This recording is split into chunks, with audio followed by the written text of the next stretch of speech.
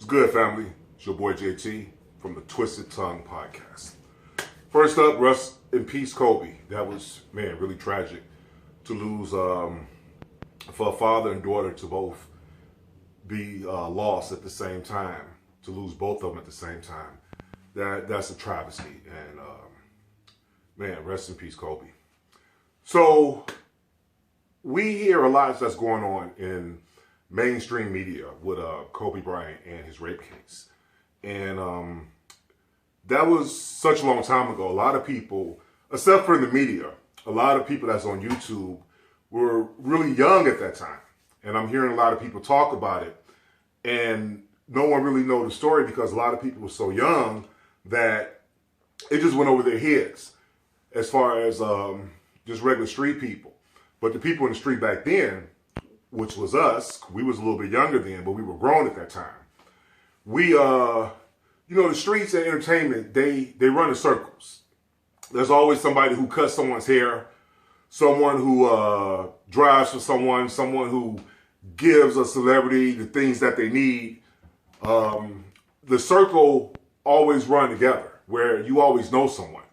And that's where the streets and entertainment, the streets and sports, it always meet.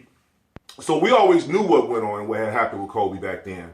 And it really wasn't no big deal because what had happened, we already knew about it. It already was told. The streets already knew what was going on. And so did the media. And that's one of the reasons why, like the white reporter, was so quick to call him a nigger, basically, because of everyone knowing what had happened at that time. Allegedly, what happened with Kobe Bryant is when he was rehabbing in Colorado. Excuse me. While rehabbing in Colorado, he had met one of the staff that had worked there. And, they met or whatever. And allegedly, she went back to his room and they allegedly had consensual sex.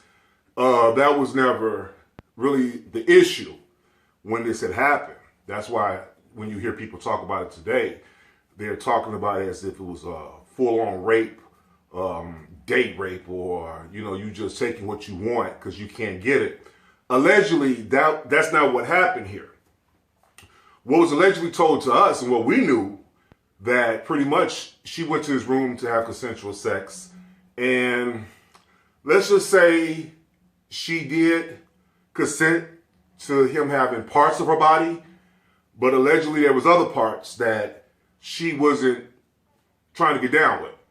Just simple as that.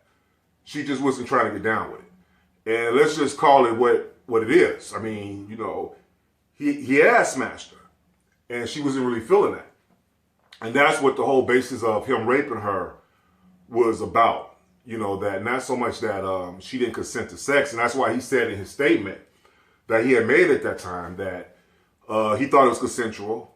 And he guessed his idea of consent wasn't the same as her ideal of consent. And that's basically what he meant. Because, yes, she did consent to have sex, but she wasn't down for getting smashed in the ass. And pretty much everybody back in that time, we knew that what had happened. The media knew what had happened. That's why they're trying to bring that up now. And they're actually trying to pass it off as he actually physically took something from somebody. I mean, times back then were a little bit different when two people got together. Not saying you could do whatever you want or a woman's body is a man's playground. But especially back then, if a woman consented to be intimate with you, pretty much there was no bars hold what you guys pretty much did. You guys, they got down. Things have gotten better, maybe haven't got, changed over the years and maybe for the better. But, it's a time now that, and even really kind of back then a little bit, I guess, that, a woman can consent to have sex with you, but you can only get certain parts of that sex that she wants you to have. And regardless if she's with you, because they had spent the evening together. So this was like, a real date where, it would be what Netflix and chill is today. This was like a real date. They was really on a date and they smashed. But he allegedly smashed her ass as well. And that's what this whole thing is about as far as him raping someone. The thing about that is at what point, I guess what I'm saying, the worst thing you do or the last bad thing you do shouldn't define who you are. Because, yeah, I get it. It only takes one time. One time can cost a person life. One mistake can cost a person life in jail, give them time in jail. So I totally get it. But I don't really believe that you should be defined by the worst thing you've done. Because people can change. People make mistakes. People can grow. People can mature. People can help others. And if you can learn from your mistakes and you can grow from your mistakes, and that can make you a better person, a better father, a better man, a better human being, then we all make mistakes. And I don't think anyone should be defined by the worst thing that they did, if they can grow and learn from it. So I can't really go totally in. We didn't go totally in on the brother back then for it. We probably figured it was bad judgment. That's just something you can't do. And especially nowadays. That's why they're trying to portray this as he just raped someone, just pilgrimaged someone.